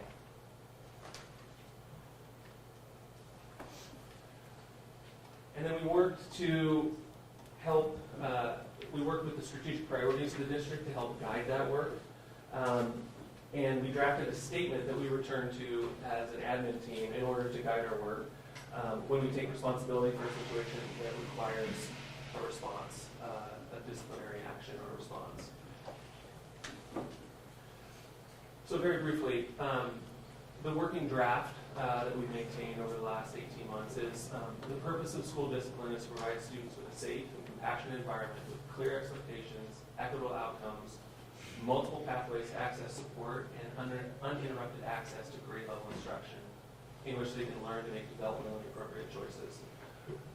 I would add that this is not just the job of administrators, but it goes to teachers, to our counselors, and even our support staff, who often are the first ones to interact with students in a discipline situation, or campus supervisors or secretaries. The key components, I just pulled out the key words. So safety, compassion, clear expectations, equitable outcomes, multiple supports, access to learning, and then help making good choices. So where we are this year, we have a unique opportunity to look at our suspension data, not just in the context of our schools, but in the context of our county at large, because of the grand jury report that was produced around this time last year. So the grand jury report had 7 recommendations, if you remember from my presentation last May. So I'd like to guide us through the recommendations and update you on the district progress towards meeting those recommendations. So first was the recommendation that every Marin County School Board review Ed Code 48900.5, and I will keep returning to that as a theme for the work we did this year, to develop a formal written directive to communicate the other means provision, while stating explicitly that suspension is to be used only as a last resort. So we've done this. In June 2014, I inserted the new Ed Code language into AR 5144 for inclusion in the parent-student handbook. And the other means, which I said I would return to, states that districts must try other means before discipline consequences, before resorting to suspension for nonviolent offenses. And we'll see data a little later on about how those numbers have decreased, the suspensions for nonviolent offenses. Recommendations 2 and 3 I grouped together because they both they're both related to the task force and advisory task force, and that's ongoing. This one was the Marin County Office of Education is working with the School Law Enforcement Partnership, which is an established body well before the grand jury report, and high school districts on a countywide advisory task force, and we are a part of that task force. Recommendation 4 was that each high school update the parent-student handbooks to include the other means requirement and also a detailed discussion of suspension alternatives. So this is ongoing. As I said before, I inserted the other means requirement in the 2014-15 student handbook before it went to press last year after the grand jury report, and a discussion of alternatives to suspension will be included in the 2015-16 handbook. Up until now, there hasn't been a very robust explanation of the alternatives to suspension in our handbook, but I do have language ready to go for this year's, and as soon as I have that language vetted by the attorney, then I'll be putting that in this year's summer manual handbook. Recommendation 5 would be that administrators at each school review suspension data on a regular basis, and with the superintendent and the school board. Completed, or I should say completed and ongoing, because we do that every year. School sites regularly provide data to me, the superintendent's designee, on this issue, and the board of trustees receives a report each spring. And I have to pause here, as well as several other places, but the work of the assistant principals, especially at the school sites. I'm in constant contact with them, which was not the case 2 years ago. That just was not necessarily the culture. But I'm always on the phone with them. They're asking questions. I'm getting legal advice when necessary, referring to Ed Code. And they've been doing a really, really good job of thoroughly investigating incidents and responding appropriately on a case-by-case basis. So I just wanted to give a little shout out to our assistant principals who handle most of our discipline issues at the school sites. Recommendation 6 was that the county superintendent of schools schedule regular sessions. This is completed. We continue to attend regular meetings of the school law enforcement partnership program. I attend those meetings, and we usually have a rep from each of the school sites. And then finally, recommendation 7 is that we adopt policies to substantially decrease or eliminate entirely suspensions for willful defiance. That was 4,800K. It is still 4,800K. We've worked together to provide alternative consequences and supports to address defiance. And so far, we've reduced those suspensions to 0 for the first semester. And we hope to continue that work as we provide alternatives for those students. So that's great news. 4-year suspension trends. Suspension days are down 57% over 4 years, and suspensions themselves are down 49%. That translates to instructional periods lost, a 57% increase in the number of days that these students are in class, that our students are in class. And I did kind of a quick math, and based on a 7-period day, that's about 2 years and 3 months of instruction. Yeah. That is now being provided to students over 4 years ago. Reasons for suspension, I'm going to skip through 2013-14, that was from last year, but I'll go back to it as a means of comparison. So this year, 79% of our suspensions have to do with being under the influence of drugs or alcohol, continue to be, as it has for as far back as 2009, the data that I looked, our primary reason for suspension. What we're seeing as a difference now is the number of suspensions are decreasing, and so that effect is amplified a little bit. And we are no longer, if you look at the previous year, defiance, which represented 8%.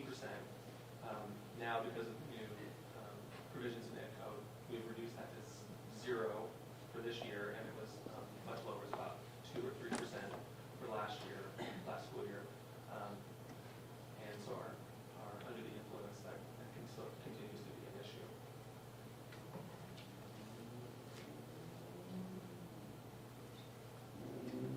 So looking a little more closely at those statistics, as we met in the fall of 2013, as I said before, and that was, we called it our Discipline Summit, kind of a fancy name, to look at our practices.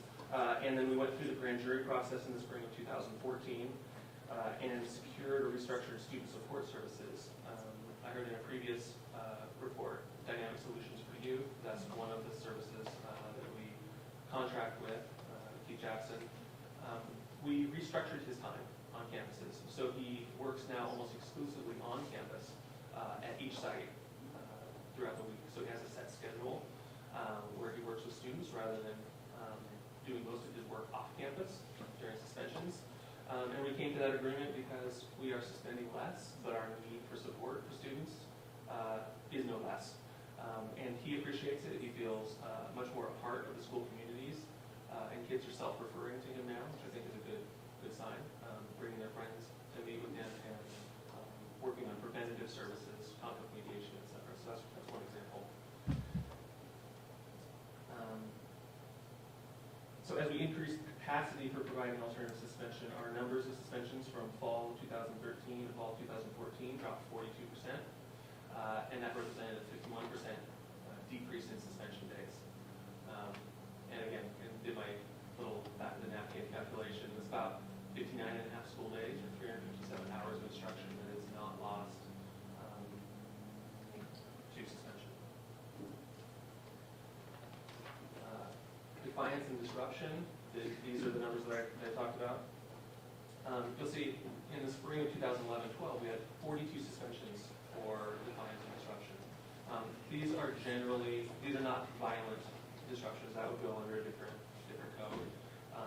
But this is talking back, not responding to an administrator or a teacher's direct order, or non-compliance.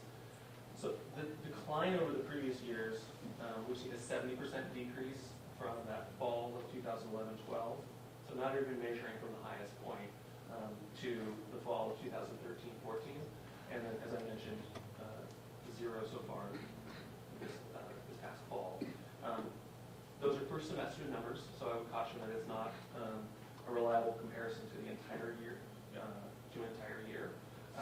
but it's a good start for this school year. And that means that our practice is now compliant with 8420, 48900.5, and also with the grand jury's recommendation. Our suspensions for nonviolent offenses, and again, I kind of previewed that as pertinent to the changes in Ed Code 48900.5. For the first semester of 2013, when those changes took effect, the first semester of 2014-15, the number of suspensions for nonviolent offenses dropped from 89 to 28, and that's a 69% decrease in the number of suspensions. And then additionally, the number of suspension days dropped during that period from 225 to 60, and that's a 73% decrease since those changes took place. Demographics. I would like you to please disregard the slide that was in your packet, and that was, I made a data entry mistake. I uploaded from my Excel the numbers or percentages from first semester of this year. So these are the corrected numbers, and it's good and bad. There's definitely a positive change and then a more negative change that I'll highlight in a second.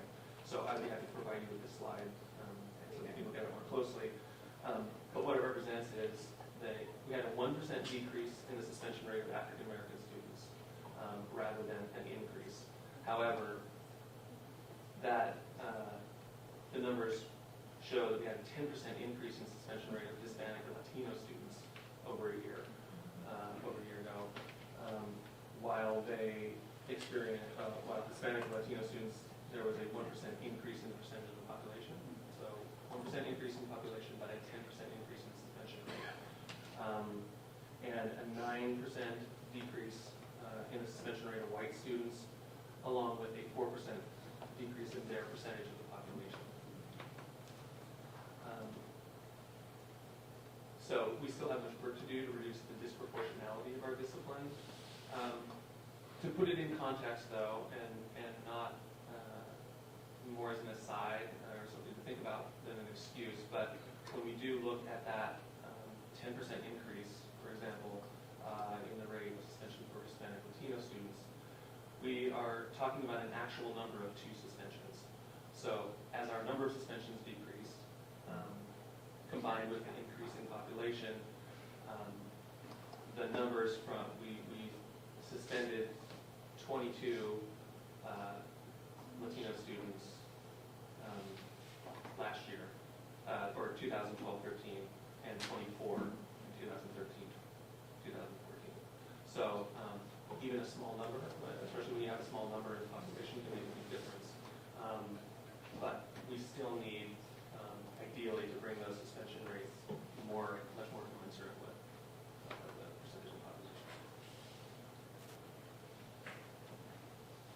And so finally, where are we going? We are, our desired outcomes are to continue to improve our practice so that students, teachers, and the community feel safe while providing discipline strategies, including consequences up to including suspension, but not exclusively suspension, that provide students with a safe, compassionate environment, clear expectations, equitable outcomes that are based on each student's individual situation. The immediate actions remain the same as this year. We will just refine them. We're going to focus on minimizing the amount of time students are removed from instruction, especially in those nonviolent or non-dangerous offenses. We don't hesitate to remove a student if they are fighting or a danger, or if they are high or under the influence and may be a danger to themselves or others. But no longer are we going by a menu of 3 days for this or 5 days for this automatically without really getting to know what the situation is, and trying to also balance that with minimizing the time out of class that takes them away from their community, and we've seen, and through research shows, sometimes only intensifies the acting out behavior. The APs work with me to identify common issues across the district and school by school, use data to develop and standardize our responses consistent with our beliefs and what's best for students. Principals, as they do, dialogue regularly with me, and then schools will continue to refine their response to intervention plans. I think we're also seeing an effect there as those become more robust with more social, emotional, and behavioral strategies for students. Long-term strategies. We've already started restructuring our resources to meet our needs. I mentioned Dynamic Solutions for Youth, BACR, working with them, and also Huckleberry, as Corbett mentioned. We brought them on site from specific groups for targeting at specific student populations. Board policy updates as needed. I think we're good at the moment, but I'm always looking for policies that need to be updated, such as the tobacco policy that I brought earlier in the winter. And then meeting with staff and community members. And that's all I got. Thank you very much. Sure. Are there any comments from any board members? I'm going to make one just real quickly. When we first had the conversation, when I first got on this board, we were suspending kids all over the place, and for long periods of time, and it would have to be, the suspension came at a board meeting, so sometimes the kid would sit at home for a week before we even could say, yes, you're going to be suspended for another week. So we were seeing kids out of school for way too long. But it was controversial. Now it seems obvious that we should have done it, but now it was controversial at the time. But I feel really good about it. The kid's not in school. I mean, what kind of punishment is it to go home and watch TV while your parents are at work? So thank you very much for the work. It has to be making an impact. I have a question, Wes. Are we presented with expulsion data? I know when I first came on this board, it seemed like every board meeting there was a student that we were expelling, and I was wondering what I got myself into. And we haven't had as much of that this year, and I'm wondering if we have... We've had 2 suspended expulsions, and I call to that school and check on them periodically, make sure they're staying with their program, and they're doing just fine. So I knock on wood. Yeah. But I do predict that they will make it through the year and see how determine their suspended expulsion. No others since then. I think the reason that you were a little overwhelmed with the number of expulsions, it was previous district practice that stopped when we did our restructuring and I took this position, which was it was an automatic recommendation for expulsion when there's a second drug offense. We no longer do that, and we have not seen a rise in recidivism in that area. So we currently, last year we had about a 9% recidivism rate for a student who was suspended for 4900C, which is under the influence, which represented 7 kids. And this year so far we've had 2 kids who've been suspended twice for that offense. So I think the work that we're doing is good. And I think bringing them more drug or substance abuse resources will further increase those numbers. Yeah, and I would say also bringing it all together and having one person kind of overseeing has made a big difference. Okay. Are there any public comments? I think I saw Robbie.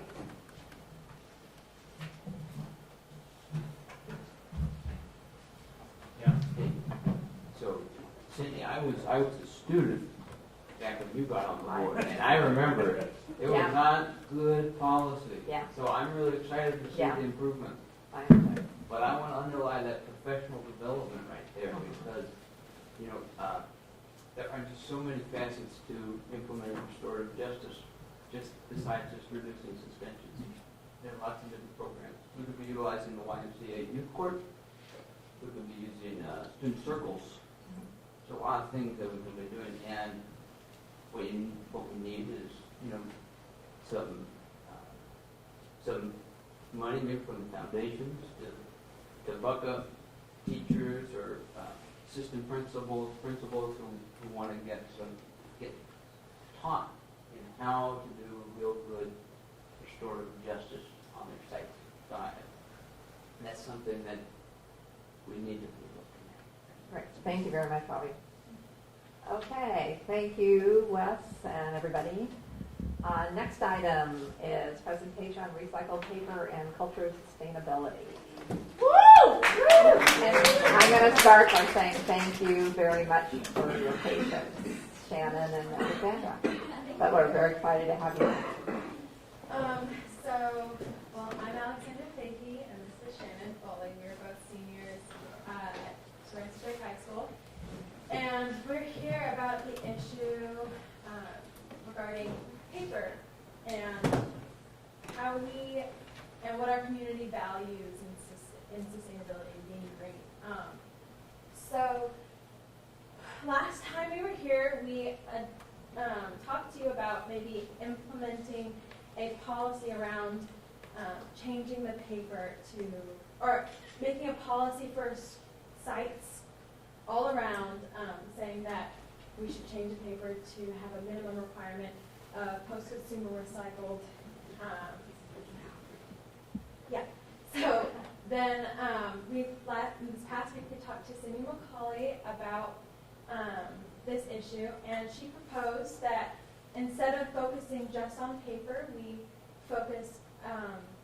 make a more general sustainability policy for the upcoming school year. And hopefully some of the criteria we mentioned in this presentation for you will be implemented within that general sustainability concept. So today we will just be focusing on paper, but this is for the broad sustainability policy, hopefully being implemented next year. So our question is, will we save the rainforest? And the answer is, it's up to you. So the Indonesian rainforest, I'm not sure if you know, but it is home to 10 to 15% of all known species of plants, animals, and birds on the planet. And overall, rainforests are home to 50% of all biodiversity, and rainforests only take up 2% of the Earth's surface. So a lot of the animals and different varieties of species live in these habitats and ecosystems. And we as humans use the resources that rainforests provide for water, food, medicine, paper, and lastly, it's one of the most Indonesian rainforest, one of the most critical carbon stores, storing up to 35 million tons of carbon.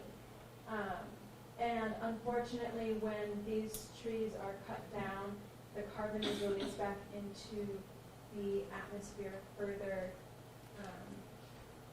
affecting global climate change. So Drake currently uses paysetter paper, and they illegally log trees in the Indonesian rainforest.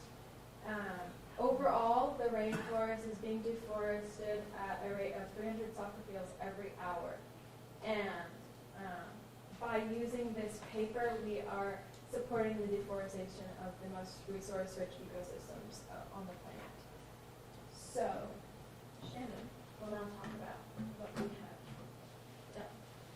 Hi, so I just wanted to mention really quickly, I noticed that we actually have a pace setter box over there. So it's not just our school, I don't think, and even the wrapping is like plastic for each removed paper. So it's definitely the worst sustainably that you could buy. So we created a petition. We made a hard copy one, which is at the bottom right. We have sheets and sheets of those. And then we have one that we created online at change.org. And basically, by signing this, they supported that we boycott any paper that comes from rainforests and that we use actually 100% post-consumer recycled. We got over 600 signatures, 650. And as you can see, there are some public comments that some community members had the option to do when they were submitting their signatures. And just to sum it up, they were pretty shocked that we were actually using this paper, considering Marin is known for valuing sustainability and using sustainable practices. So they were pretty shocked at this and shocked that we don't have any type of sustainable policy at all, really.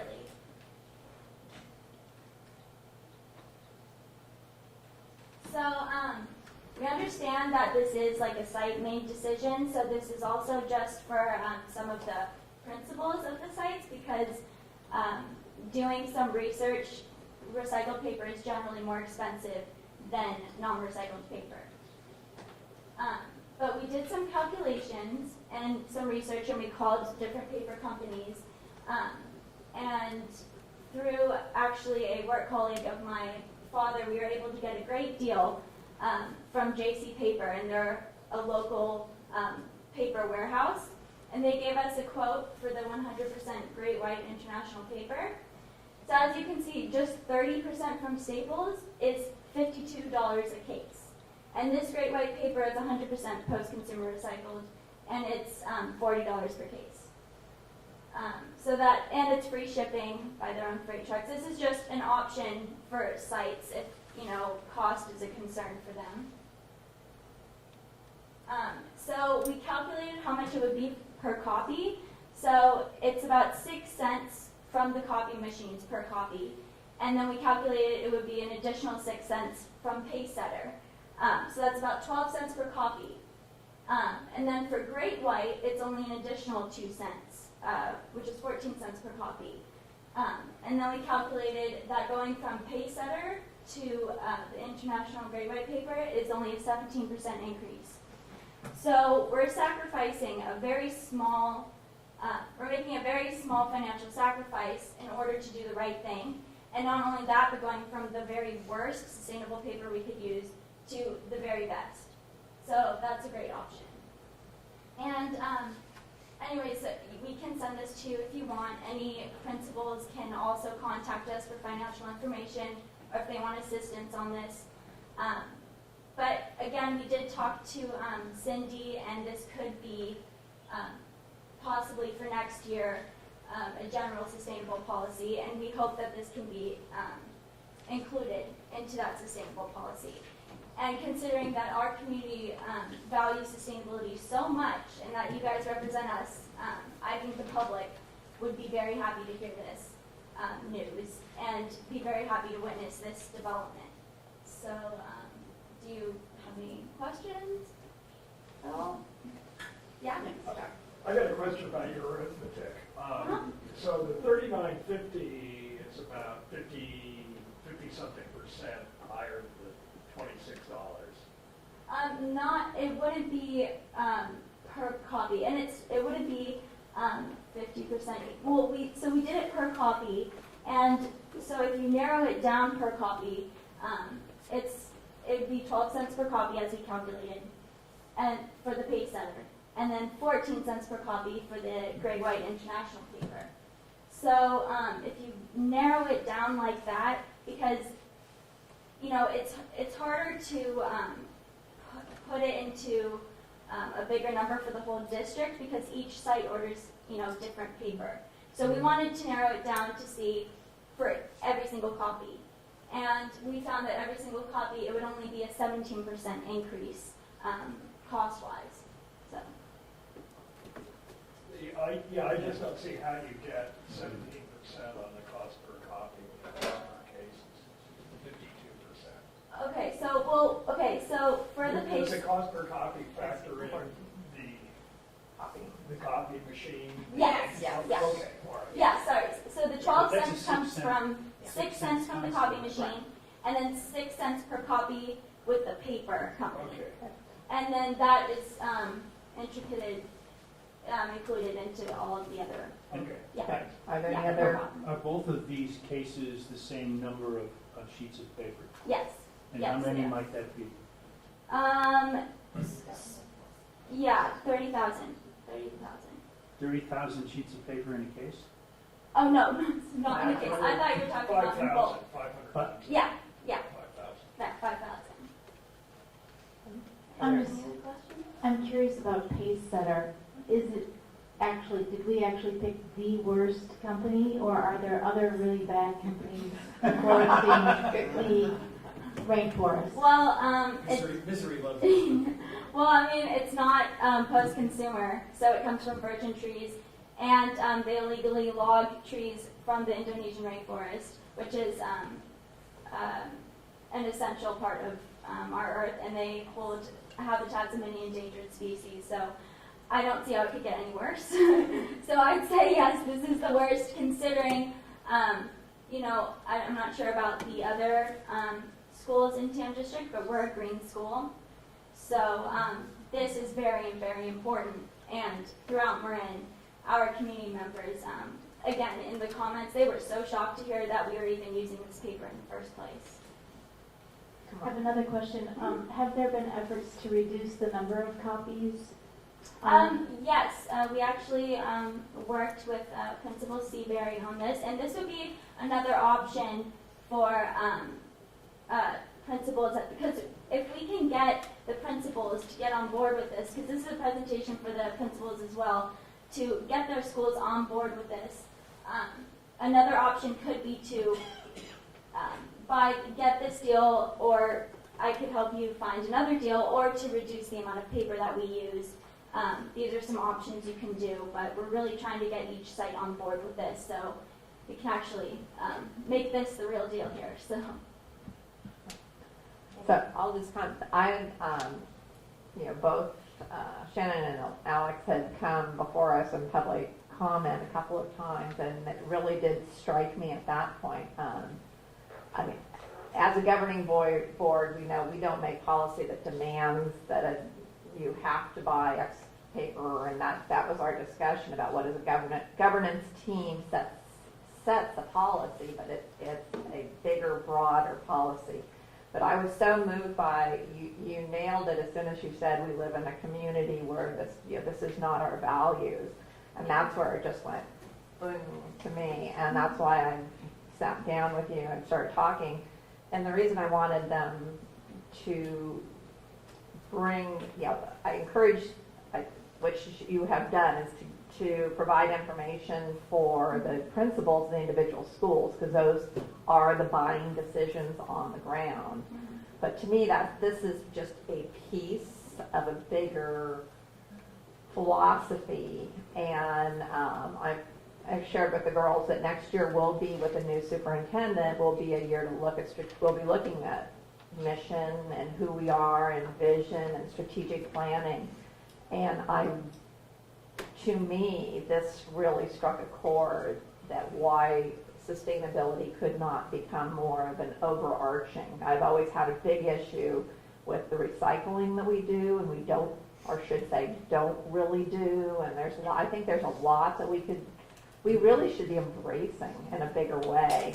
But that needs to start, at least as far as we as a governing board, that's in a bigger conversation and a broader conversation. But I just thought both of these young women really brought in, via the paper discussion, and that moment of an aha moment of having a green school who's using virgin wood, and great two advocates who have been working very hard to push this message, and I thought it was very valuable for all of us, because we will, and we will bring it forward next year. That much I can promise you. They'll both be gone, you'll be off to seniors, but check in with us and keep us to task, okay? Yeah. So does anybody else have any comments for the girls? I thought, thank you very much. It was a great presentation. And we'll have public comments.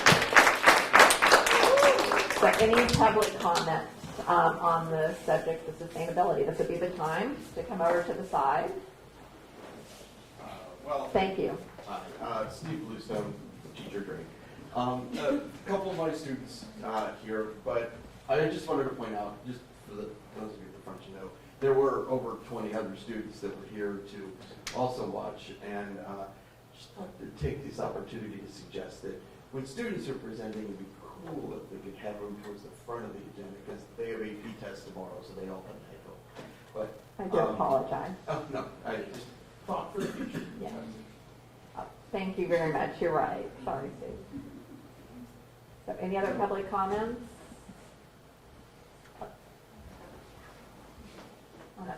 I just want to remind everybody, I'm Sue Foxter, hi, that this is stemming from an actual school project that while many seniors are dealing with senioritis, these young ladies have persevered and shown all of the spirit that we want to see in students graduating from the TAM district. They've gone to meeting after meeting, they've done write-ups, they've on their own independently outside of a grade, looked up and researched things. And this is what we want to see from our students, bringing us these issues and these solutions. And so I really hope that they're heard and followed through on, and it doesn't just disappear as they graduate. So thank you, ladies, for all your hard work. Exactly. To make our district a better district. Exactly. To make our district and also all of us more accountable. Thank you very, very much. Thank you.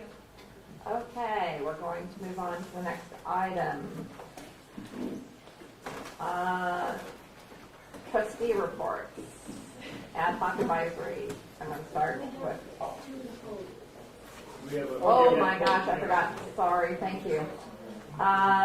So trustee considerations, we have to put 14L. Approval. May I have a motion to approve 14L So moved. from the consent agenda? Second. All in favor? Aye. Abstain? Aye. And it passes. Thank you, Laura, for reminding me. Okay, trustee reports. Chuck.